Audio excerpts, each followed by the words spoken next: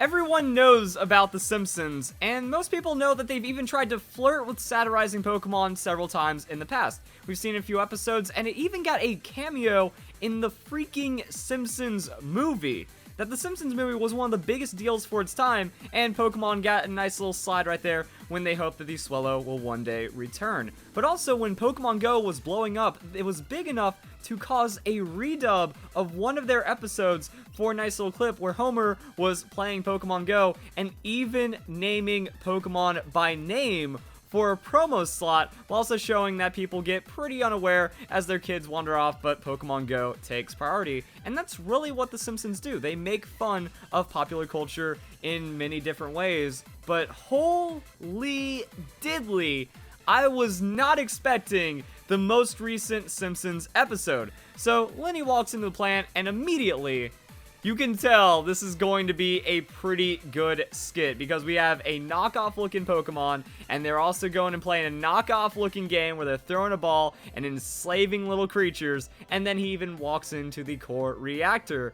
So I thought that was going to be pretty good, but this goes to the next level. That's not just a skit. Pokemon Go gets an entire story arc through the episode, and I just want to talk about how excited that makes me. And also, even if you haven't been a huge fan of The Simpsons since like season 8 or season 7, honestly, I think that this episode is definitely worth a watch if you are a Pokemon fan, or if you just kind of want to see what these Simpsons are up to. Now, I've been an on and off Simpsons fan for pretty much my entire life, but I will admit that they won me over back in season 24 with the episode The Day the Earth Stood Cool, and that's mostly because it shows that The Simpsons knows what they're talking about. Even if not all the lines deliver for you, even if not all the jokes are the best, I still feel that you can understand where they're coming from and how good they are at just kind of mocking society or making nice little in-jokes that people that are hip would understand. One of my favorite lines from that episode is, "When I humble brag about this article, this town will be as popular as toe sneakers." And as someone that personally wears Vibrams, don't judge me on that, I thought it was insanely clever, and that I could really see that the new Simpsons, or what the Simpsons have been trying to do for the last couple years, has been fairly successful. And I know you're not here for a Simpsons review, but I think it's kind of a good idea to understand where they're coming from when they make fun of Pokemon Go. Now, they capture every little detail about what was going on with Pokemon Go, more than just reading a couple news articles. It's probably likely that a lot of the writers were heavily addicted to Pokemon Go and probably understanding exactly where the culture is going about this game. So it doesn't take long until Lisa gets addicted with Homer, and that becomes a part of the story arc as Bart goes off and does his own little adventure. But then they have every other part as well. The desecration of graveyards and no respect for the dead, which was one of the biggest problems as people were actually kind of going through and tearing up graveyards because, hey, you gotta go and catch the Pokemon that's hiding over there. And even with the Frank Grimes and Homer dancing on his grave, that was pretty ridiculous. So you can tell that The Simpsons doesn't really care how far they take that joke, but I thought it was really representative of what was going on. But then also the entire town getting involved and kind of just behaving in the same way as everyone else. Entire stores getting overrun with people that are either there just to play Pokemon Go, or in this case, Pokemon Get, or just kind of interacting because everyone's playing it right now. Then also bringing in all the nerds from the Simpsons franchise as the Pokemon Get experts. And I think that also shows like a lot of things. Like, there were so many cameos from so many different characters on so many different seasons that just kind of, yeah, everyone got into Pokemon Go, much like everyone got into Pokemon Get. And then one of the lines was even, "This game is bigger than Jesus," or at least it was. So kind of acknowledging the harsh decline of Pokemon Go, because Pokemon Go was the #1 Google term, and it was trending for a very long time, even beating out religious search terms, while also making some pretty bold religious jokes during the episode, and even capturing it all to the point where Homer gets locked up in the dirty world of cheating in Pokemon Go, paying for actual Pokemon.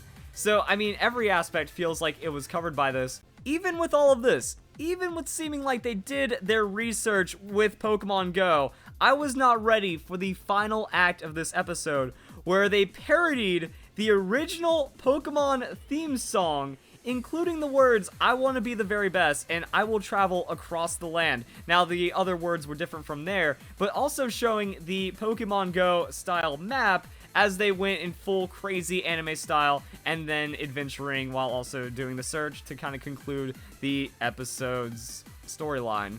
It was absolutely ridiculous. Now, it does have a little bit of silliness to it. It isn't like a perfect representation, and some parts of it were a little cringe for me. That's just kind of how The Simpsons does it. You know, they have to show it in their way, and whenever they do like some kind of overly styled anime, it's because they're making fun of that culture, not because this is how they feel the exact representation goes for it. Now, what about the actual Pokemon that are represented in the episode? Did they kind of reflect what was going on with Pokemon Go? And could you really see that they were trying to parody something based off of Pokemon? And one thing I'm going to say is they did it surprisingly well. That a lot of times you can see there's like some kind of crazy, weird-looking Pikachu whenever the Simpsons are trying to make fun of Pokemon, or at least give a nod to Pokemon's success at other parts throughout the series. That's just a fat, yellow, electric mouse-looking thing. But the crazy part about understanding what's going on in this episode is that there is not a Pikachu knockoff, but you still know that they're talking about Pokemon Go, and I don't know if that's just the way they were telling the story, but more likely it was probably just how mainstream Pokemon Go became. Now let's go and review and just check out some of the little Pokemon that they were showing. Now the first one that you see is actually based off of Rattata, and it's really based off Rattata. It's a similar proportioned rat-looking thing with roughly the same tail, except it has spikes and wings. I think that's just to kind of get the point across that these are crazy monster creature things that your kids and whatever are catching. But I looked at that, and when I first saw it, I thought, Rattata, and then I realized, okay, they're going to try on this one. They're going to show the other aspects of Pokemon that aren't just, hey, it's Pikachu, get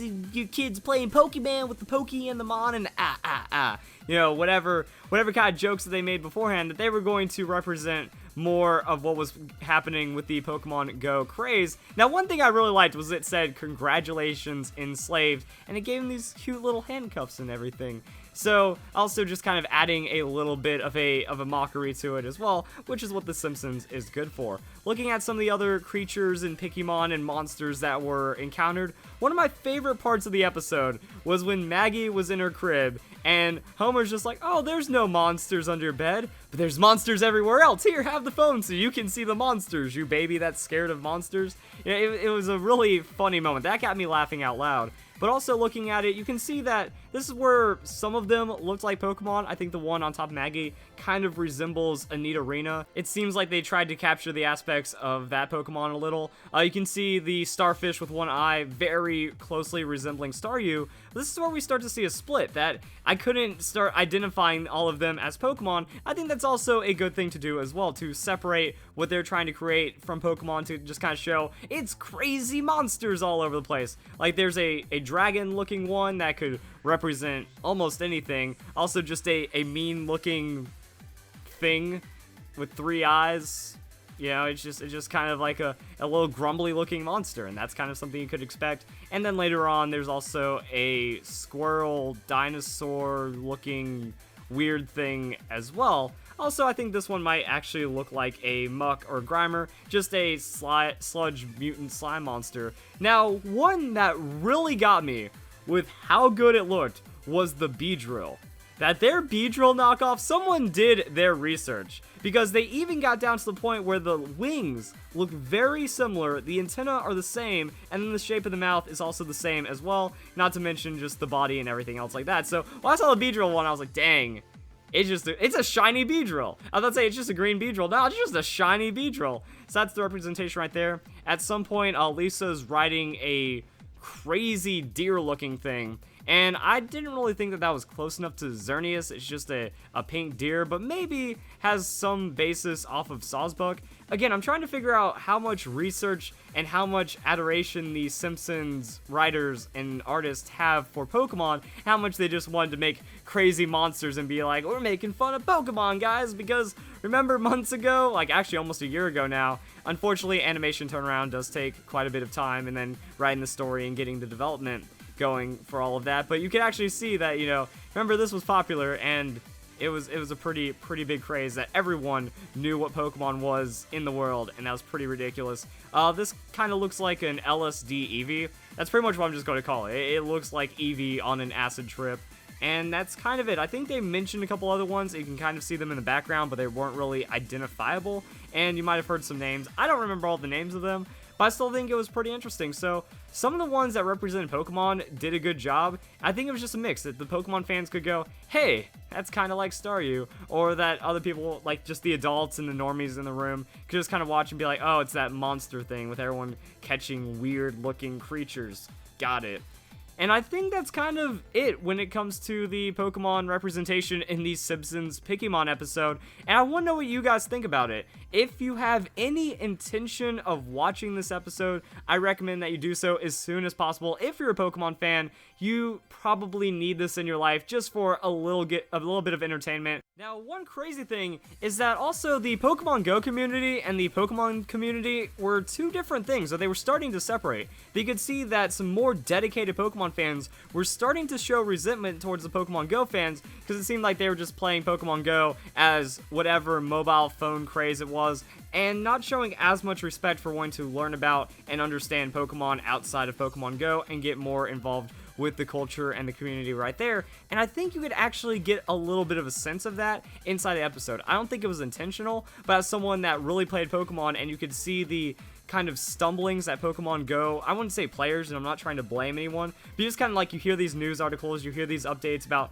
strange things happening with Pokemon Go, and either subtly or very bluntly, these got representation in some way inside the episode, that while I did mention a lot of the jokes, there was just so many just little laughter moments that I couldn't really keep up with for the video. I don't want to truly spoil everything. Again, there's enough inside the episode that even after watching this video, you can definitely go back, watch that episode, and have a nice, entertaining time. Now, if you're someone that just does not appreciate The Simpsons at all anymore, that was one thing that really got me, that immediately after seeing this episode, I went on Twitter, I'm like, why did no one tell me about this? That I was a couple days late on this episode. I'm usually pretty good, that I'm trying to watch Simpsons either the night it comes out, or I catch up with it a day or two after, but I was just kind of like, I don't need to watch The Simpsons this week. And that was actually a big mistake for me personally, because I love this episode. This, I would have to say, just because of my dedication to Pokemon, and just because how it represents Pokemon Go, this is my favorite Simpsons episode, hands down. Now, other than that, I will say that the Mysterious Voyage of Our Homer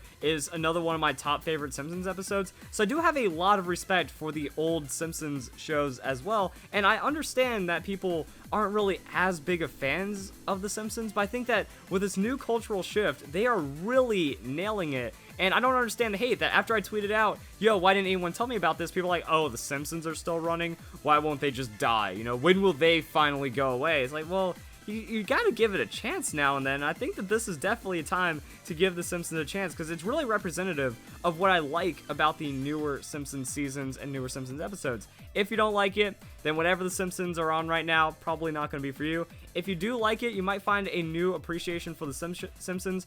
Some criticisms I currently have are mostly that sometimes I think it's too many jokes too fast. I get all of them, but I'm like, that was a little rushed, and it's understandable in a 20-minute time slot. If you did see it, tell me what you think. Do you think I represented the episode correctly? Do you think that they missed some things? Do you think I'm loving this episode too much? Do you think that you love the episode just as much as I do? I want to really know what people think about this, because that's why I was kind of blown away. I was like, wait, why didn't the Pokemon community take off about this? Why was no one talking about this? Where'd the Pokemon Go community go? Like, there should be something to kind of build up some Simpsons hype, build up some Pokemon hype. I don't know if it's that the Simpsons are that dead to so many people, if the Pokemon community is just that dead right now, to where people just couldn't feel bothered. I think that this was the exact opposite. This is one of those things that gets people moving and talking about something once again, because I didn't see anyone covering it.